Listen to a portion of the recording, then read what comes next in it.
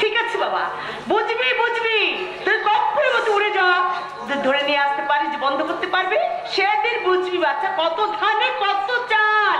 কদি কে ও মা, এসো মা, এসে সেদিন তোমার সঙ্গে তো মন্দিরে আমার, হ্যাঁ সেদিন মন্দির, তার মানে আপনি ফটিকের?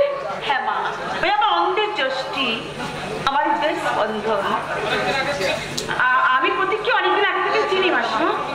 সেদিন মন্দিরে আমি আপনাকে যার কথা বলছিলাম, ও তো আপনার ছেলে প্রতীক। তারপর প্রতীককে তুই ভালোবাসো মা? এত লজ্জার কি আছে মা? মেয়ে বুঝি মায়ের কাছে লজ্জা করে? আচ্ছা তোমার পরিচয়টা কি একবার জানতে পারি মা?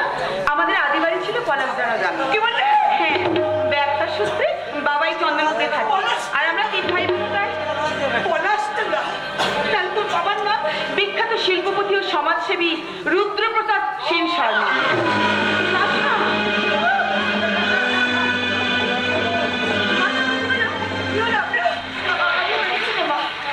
আমার বাবার নামটা শুনি আপনি এইভাবে হঠাৎ চমকে উঠলেন কেন? সেদিন ঠিক এইভাবে প্রতীকও আমার মুখ থেকে আমার বাবার নামটা শুনি একইভাবে চমকে উঠেছিল।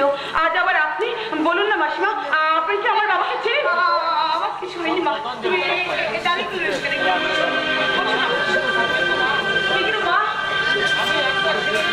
মা, আমি যে আপনার ছেলে বউ হয়ে আপনাদের বাড়িতে আসতে চাই, এই দিনটা আমি আপনার অনুমতি চাইছি মা।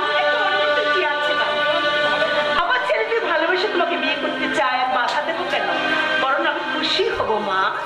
কিন্তু আপনার ছেলে তোমাকে ভালোবাসে না কি বলে? হ্যাঁ বলে, শুধু আপনার অনুমতি পেলে তবে সে আমাকে বিয়ে করবে। তাই বলছিলাম আপনি এই বিয়েতে অনুমতি দিন না মা।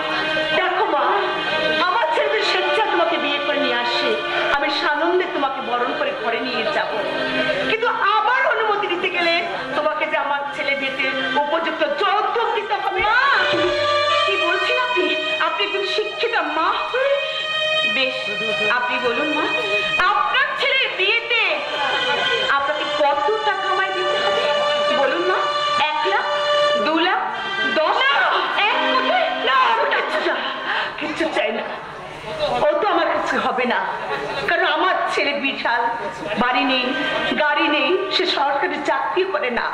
তবে তোমার সঙ্গে বিয়েতে আমি চাই। বলুন না মা, বলুন আপনি কি চান? কি হবে? রক্ত? বুকে রক্ত? কি বলছি না? এবং সে রক্তটা হতে হবে তোমার বাবার বুকে।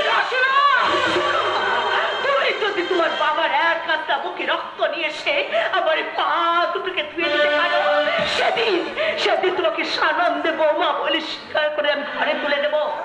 আর তা যদি না পারো, তাহলে আমার বৌমা হওয়ার